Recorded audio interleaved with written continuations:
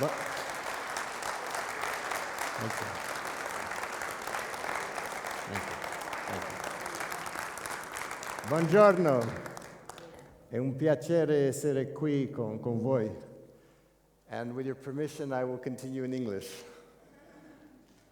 It's a great pleasure to be here with you today in Rome, here in Italia, in Europe. I know there are people from around Europe here, from Romania, from England, from Germany, from Switzerland, and even from the Middle East, from Dubai.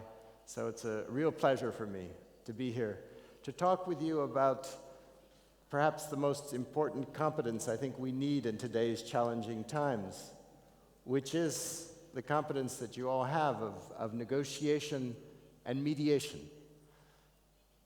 I've had the privilege over the last 35 years of having had a front seat on a revolution that's taking place around the world today, in every country that I visit around the world. It's a revolution that I think of as the negotiation revolution. It accompanies the knowledge revolution, the information revolution, the internet revolution. And it's a quieter revolution. It's a revolution in the way in which we as individuals, in the way in which we as organizations, as societies, as families, the way in which we make decisions. Because traditionally, a generation ago, in almost every country around the world, the principal form of making decisions was very much the people on top of the pyramids of power give the orders, and the people on the bottom follow the orders. And now, thanks to the knowledge revolution, those pyramids of power are beginning to flatten into forms of organization that resemble networks. And the form of decision-making is moving from vertical, hierarchical decision-making to horizontal decision-making. And another name for horizontal decision-making is, of course, negotiation. And everywhere I go around the world, I see this happening, sometimes more slowly, sometimes faster, but it's happening in our societies as democracy begins to spread. It's happening in our families, where it's no longer the pater familias who always has control, the spouses, the children, everyone wants to participate in decisions that affect them nowadays. You see it happening in societies around the world. People are demanding, they're in the streets demanding to participate. And it's happening, of course, in the business sector as well, where in order to compete in a globalized climate, in order to be agile and flexible, decisions have to move from the top, from the boardrooms down to the levels where people understand what's going on. So the shift of power is happening, and the question is, how do we negotiate in those circumstances? Because with the negotiation revolution, it doesn't mean the end of conflict. In fact, it brings more conflict. It means that things, as change happens, there is even more differences, more conflict. And so the question facing all of us in our societies and facing humanity as a whole is, how do we learn to deal with all these differences? At work, at home, in the neighborhood, in the community. And that's why this field of negotiation and mediation is so central right now to the challenge facing human beings everywhere. So let me just ask you, just to test this hypothesis for a moment. If, just a series of questions, you are all, if I were to define negotiation, the process of negotiation, very simply and very broadly, as the act of back and forth communication, you're trying to reach agreement with the other side, or if you're a mediator, you have two parties who are trying to reach agreement with each other. You may have some interests which you hold in common sometimes, like an ongoing business relationship or a family relationship, but you have other interests which are in conflict, which are in tension. In that broad sense of the term of back and forth communication, if you look at your daily lives for a moment, who do you find yourself negotiating with in the course of your day, would you say? If you just think about your daily life, who do you find yourself negotiating with in back and forth communication? Just to see what the variety of situations here in the room is. If you would, your family. Okay, see, your spouse, your children. We start there. Who else? Everybody. Okay. Yourself, exactly. We negotiate with ourselves. I was just talking with Arik outside, and he was saying, okay, I have to decide this morning if I'm going to put a white shirt or a blue shirt, right? We're negotiating with ourselves all the time. Who else do you negotiate with? At work, for example, who do you find yourself negotiating with? Your colleagues? Clients? Okay, if you're a mediator, you're negotiating with the parties, with the lawyers. You know, we're negotiating with, if we have bosses or boards of directors, we're negotiating with them. If we have employees, we're negotiating with them. Yes? The opposite lawyers, exactly. The counsel on the other side. So in other words, so let me just ask you, if you think about all the people that you negotiate with, everybody, if you had to make an estimate, a guess, of how much time of your day you spend, broadly speaking, in the process, in the action of back and forth communication with your family, your spouse, your children, at work, with your colleagues, your employees, your staff, your boards of directors, your boss, other clients, suppliers, other lawyers, and so on, how much of your time do you think it is? What percentage? If you had to say, there is a percentage of your time that you spend back and forth communication with all those parties, what would you say it was? What would you say, Sylvia? 80%. Right, okay. So, you know, how many would say it's at least 25% of my time that I spend? At least 25%. How many would say it's over 50%? Okay. 75%. Okay. And how many would agree it's Sylvia? It's 100%. So, you know, people don't think of that. When we think of negotiation often, we think, okay, I just negotiate when I'm trying to buy something in the bazaar, or I'm trying to a contract or something. But in the broad sense of the term, we're negotiating every single day from the time we get up in the morning to the time we go to bed at night. So let me ask you then a question. If you think about the last 10 years of your work, your career, you know, as you've advanced and so on, you maybe even have more authority, more power and so on, would you say that the amount of negotiation that you do has gone down over time because you have now perhaps more power, more authority? Has it stayed the same, or has it increased? Has it gone up? What would you say? It's gone down? How many would you say? How many of you say it's gone up? Up. It's increased. Okay. So what you're seeing there, it's gone up, that's the negotiation revolution. That's happening. Negotiation has become the preeminent process for making decisions in society. I mean, think about this for a moment. Think about the 10 most important decisions that you had to make in the last year. You know, the decisions that had the greatest impact at work and so on, of those decisions, those 10 most important decisions, how many of them could you make just purely by yourself? You just make the decision. And how many did you actually have to reach with other people? With your spouse, with your family, with your colleagues, with your clients?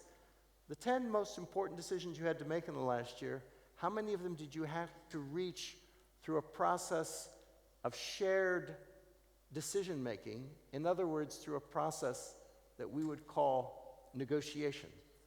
What would you say? The 10 most important decisions you had to make, that you had to make.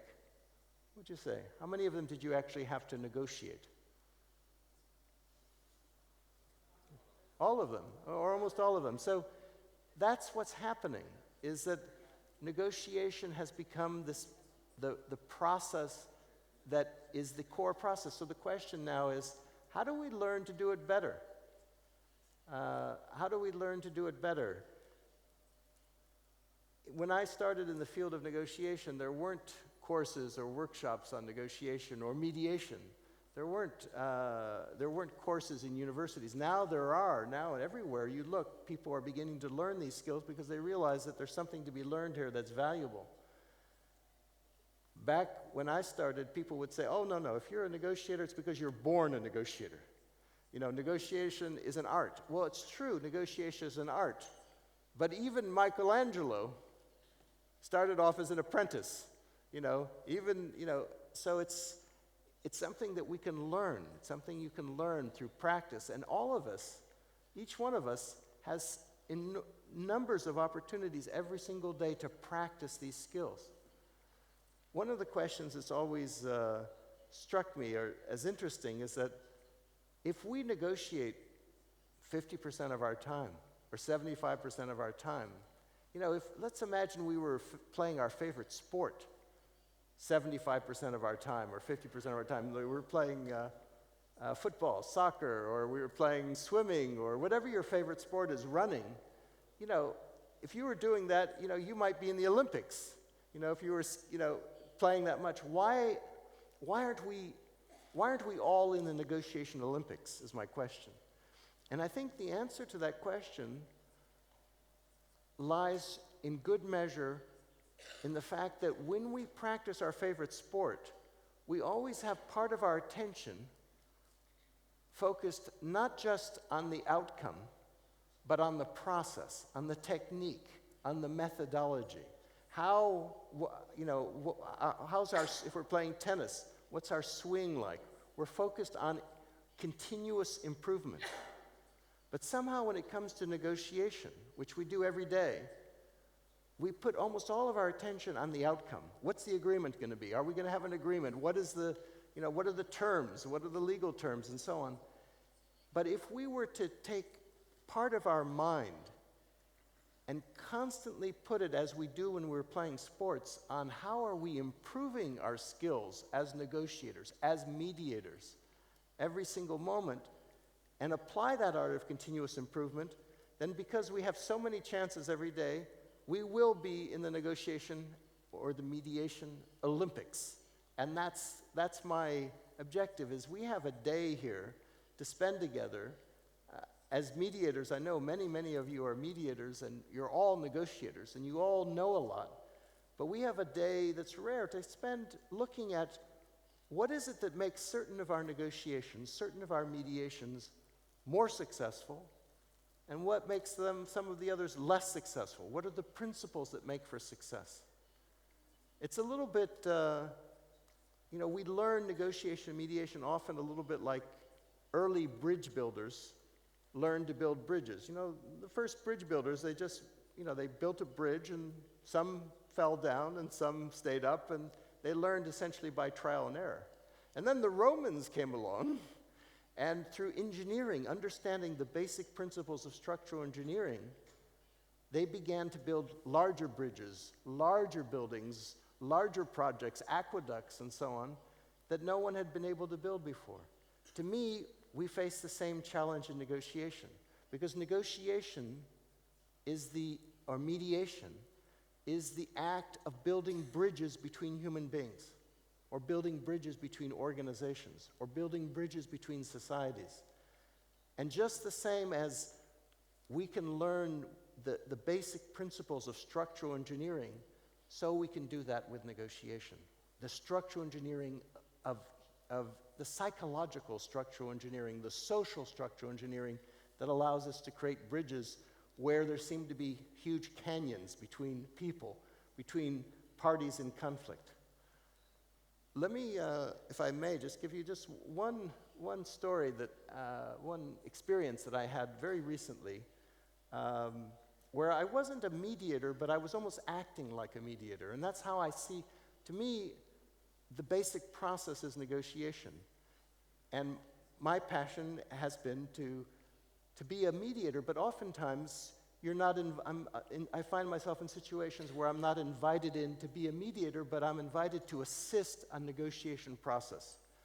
This was a large commercial dispute, very large commercial dispute. There was probably more than $1 billion or €1 billion probably at stake, perhaps even more than that, between two business partners who had worked together for about 10 years, building a huge business empire, and then had a falling out.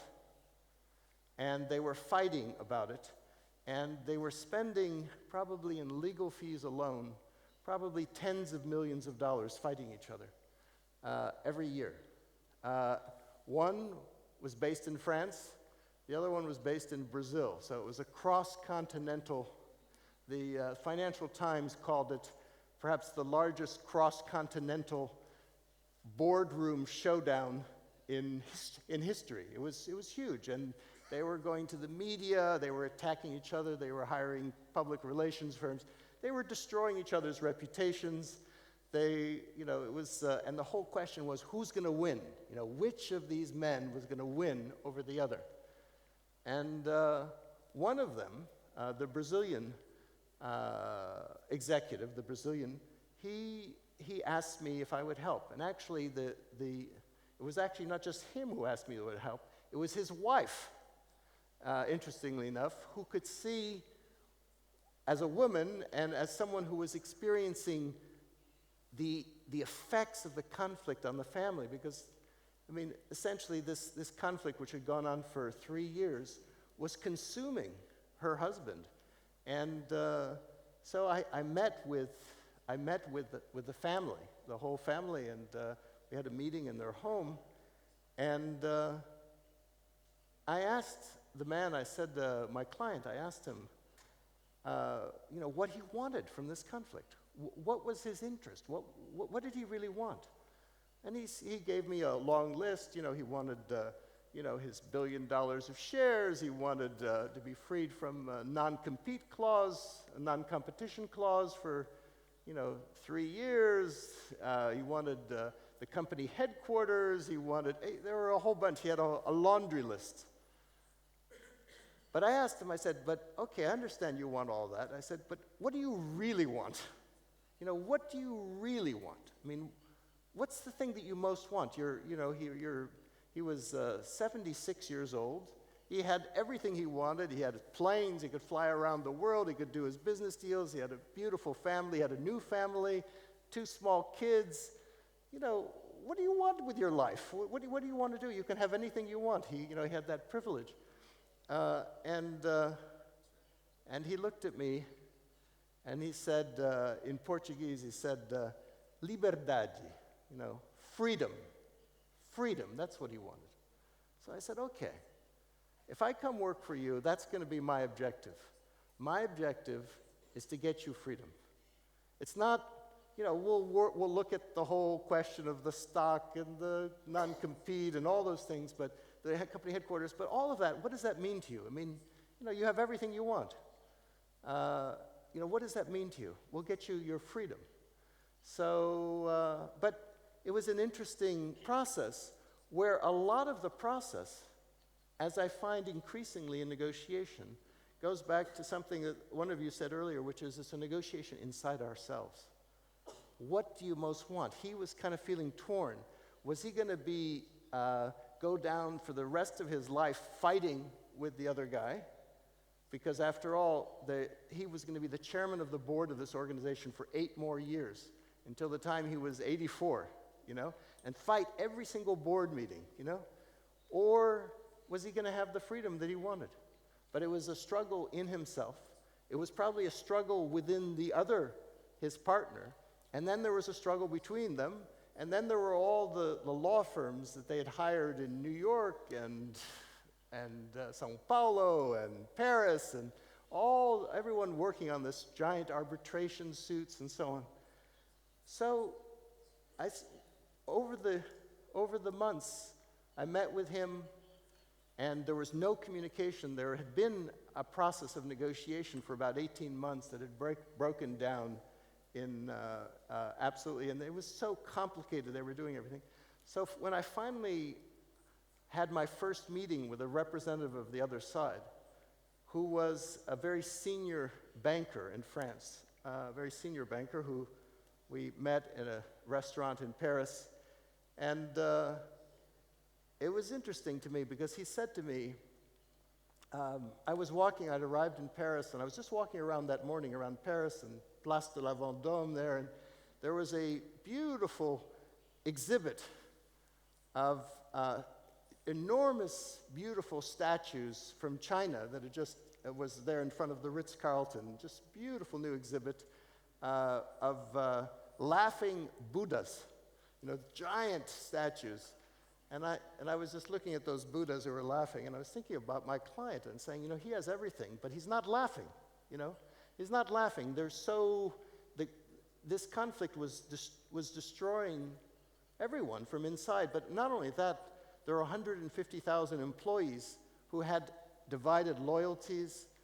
The presidents of the different republics, this was affecting commercial relations between France and Brazil. The costs of conflict were so high. So when I met with the gentleman who was representing the other side, he said, "So why are you here?" And I said, "I'm here, monsieur, parce que la vie est trop court, because life is too short. That's why I'm here. I'm here because life's too short. Life's too short for everyone to be resolving conflicts like this." So, because one of the powers that you have as a mediator or as a negotiator is the power to put a certain frame on things, to put a certain meaning, to put a certain context. And so we began there, and so we began that conversation. He said, "So tell me more. How would you approach this?" And I said, as I understand my client, and as I've done my best to understand your client, it seems to me there are two basic principles here. There are two basic interests, two basic things that could guide a possible resolution here. The first is freedom, to free both men from the conflict, so that they can go on and pursue their own dreams and pursue their own lives, because you're essentially in a conflict, you're often like prisoners of each other. And the second is dignity. Neither one can afford to lose. All this thing going on is just essential human dignity. So if we could just begin with agree on those two basic principles of freedom and dignity, then I think we can find a resolution. This was on Monday, and then he said, "So, okay, but what does that actually mean in terms of the thing?" And, we talked a little bit about what would be a formula that would allow both men to feel free and to maintain and preserve their dignity. Well, we had a very nice little lunch, and then he said, "When are you going back to the United States?" I said, "I'm going back tomorrow morning." He said, "Well, I'll speak to my friend, to my client, and I'll be back in touch." And then I was walking there in the Jardin des Tuileries about 2 hours later, and I got a phone call. He said, "Would you be willing to perhaps stay over tomorrow and have another meeting with me?" And I said, "Sure, I'll delay my flight and I'll stay over." And then he called me back a few minutes later and he said, "Would you be prepared to talk numbers, the finances? Are you authorized to talk the numbers?" And I said, "Yes, I would," and so on. And so next Tuesday afternoon, we had a meeting in his office for an hour. We talked a little bit about a formula. What would be a simple formula that would allow both men to be free? Basically an exchange of stock. No, I wanted to avoid any numbers at all, because if there were numbers involved, then people could say, "Okay, who won? He did this, why did he get that?" No discounts, whatever. It would just be a very simple exchange of stock. Complete elimination of the non-compete. It wouldn't be like 1 year, 2 years, 2.5 years, or whatever. Just let it go free and so on. And then think about what they could even do together. I mean, even though there was that much animosity, but how do we begin to heal this? Because they'd, after all, been business partners. Anyway, so we talked about those things, and then, anyway, that was on a Tuesday. Then I decided there was enough there that I flew back to Brazil to be with my client, because I knew that it was going to be very hard for him and everyone to, they have to go through this internal negotiation, after all. Anyway, that was Wednesday, Thursday. By Friday, in Sao Paulo, we had both men sitting together in a law office in Sao Paulo, signing an agreement, shaking hands, joint press conference. 2.5 years of conflict over. That night there was a dinner to welcome, I think, 30 lawyers who were arriving just to handle one arbitration thing, who had arrived to handle it, and unfortunately there was no more work for them, but they were just a dinner just to thank them instead of to welcome them and to the fight. But it was over. And what I just